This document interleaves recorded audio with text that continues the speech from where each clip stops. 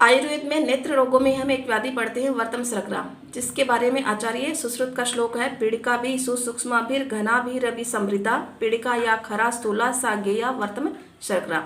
अर्थात इस रोग में, वर्तम शर्करा रोग में, वर्तम के भीतरी भाग में यानी वर्तम को आश्रित करके एक पीड़िका की उत्पत्ति होगी जो स्थूल होगी और खर होगी तथा यह बहुत सारी सूक्ष्म पीड़िकाओं से आवृत होगी और यह घन होगी यानी एक ही जगह पर बहुत सारी सूक्ष्म पीड़िकाएं इसमें देखने को मिलेगी। यह है आचार्य सुश्रुत का श्लोक है। आचार्य वाग्भट ने इसको सिक्तावर्तम कहा है। सिक्तावर्तम का श्लोक इन्होंने दिया है, वर्तमनंत खरा रुक्षा पीटिका सिक्तोपमा सिक्तावर्तम।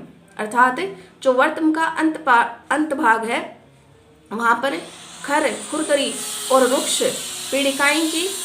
पीड़िकाओं की उपस्थिति वहाँ पर पाई जाएगी। इसको ही सिक्तावर्तम नाम उन्होंने दिया है।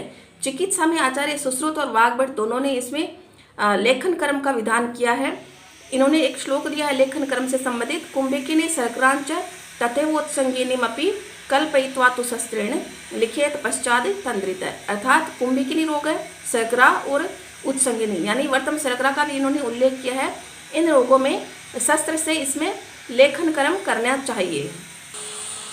आधुनिक चिकित्सा में इसको कंजक्टिवल कंक्रीशंस का नाम दिया गया है।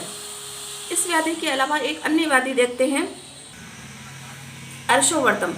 अर्शोवर्तम का आचार्य सुश्रुत के अनुसार श्लोक है, एर्वारु बीज प्रतिमा पीड़िका मंद वेदना सूक्ष्मा खराश्च वर्तमस्तथा अर्शोवर्तम कीर्तते।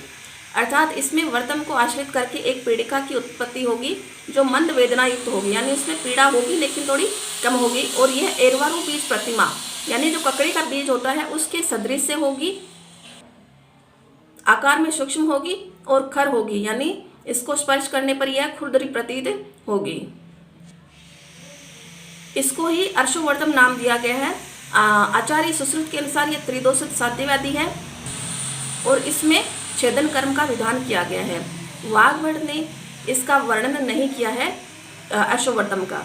इसके अलावा एक अन्य व्याधि देखते हैं, शुष्कार्श। शुष्कार्श का आचार्य सुश्रुत के अनुसार श्लोक है, दीर्घो अंकुरा खर स्तब्धो दारुणो वर्तम संभव है व्याधि रेस समाख्यात शुष्कार्श इति संगीत है। अर्थात इसमें एक दीर्घ अंकुर, लंबा अंकुर की उत्पत्ति होगी, वर्तम को आश्रित करके ये रोग होगा। स्तब्ध होगा यानी उसमें मूवमेंट थोड़ा कम होगा, दारुण होगा यानी कठिन होगा, भयानक होगा और इसमें वेदना का उल्लेख है वो नहीं किया है। त्रिदोषित साध्यवादी इसको आचार्य सुश्रुत ने माना है। चिकित्सा में इसको छेदन कर्म माना है, इसको काटने की चिकित्सा की गई है और आचार्य वाग्भट ने इसका वर्णन नहीं किया है।